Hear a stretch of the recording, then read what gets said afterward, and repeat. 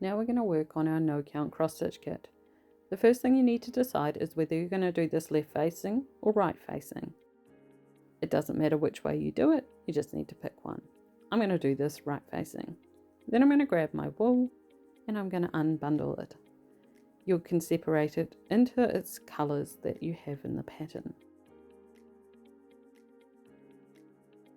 You'll then see you have two needles, one is just a spare. Now I'm going to do the dark brown first, so I'm going to have a look around and see where the dark brown squares are on this pattern. You'll see each square is surrounded by 4 holes. These are the holes you'll use to do your cross stitch through. Now I'm going to start on this bottom square here. I'm going to find my dark brown wool and get one strand. I'm then going to fold over the bit near the end to make a nice little loop that I can poke through my needle. You can then poke that through the eye of your needle. Once you have that secured, you can go to the other end where you can just tie a knot if you wish, but if you want to have a knotless back, you can do the technique I'm about to show you. To do this, first go through the bottom left hole of the square you've selected. Pull your wool through until you have about a 4 or 5 centimeter tail at the back of your piece. Make sure to hold that tail with your finger so that it doesn't pull all the way through. You'll then go through the diagonally opposite hole, which in this case is the top right. Pull that piece through and you will make your first leg of your cross stitch. You'll then flip your piece over and grab your tail as well as your working wool and then poke your needle through the hole that is directly underneath the hole your working wool is coming out of. Hold your tail while you do this and then pull your wool, making sure that the tail is caught in the loop that you are pulling down. Now your tail is nice and secure and you can keep working.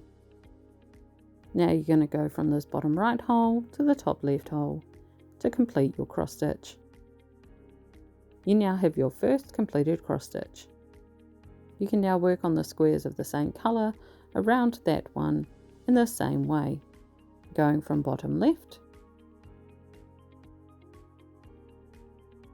to top right.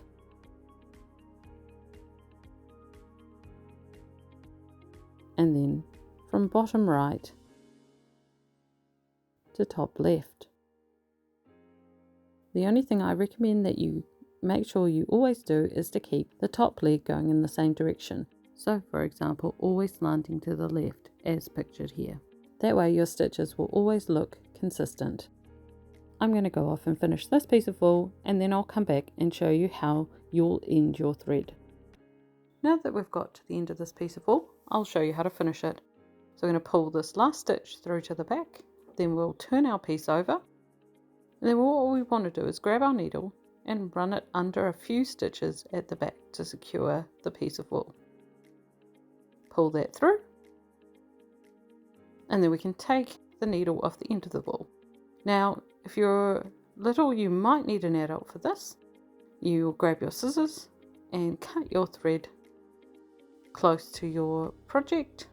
You can also cut the tail that we used to start this thread. Now we'll turn it back over and we can either continue to stitch in the dark brown, or in this case I'm going to choose the light brown. I'm going to thread my needle as before by folding over the end and poking it through the eye of the needle. Now to secure this piece, we don't need to catch the tail as before.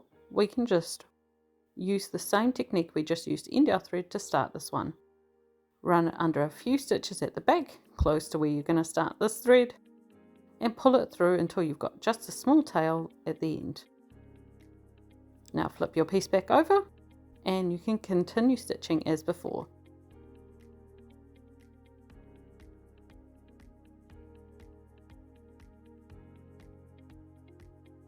Eventually you'll have a finished piece that looks like this. You can wipe this down with a damp cloth when you're done, and you can also use the hole in the top to hang it up on your wall. I hope you enjoy creating your no count cross stitch kit. If you have any issues or questions, don't hesitate to reach out via my website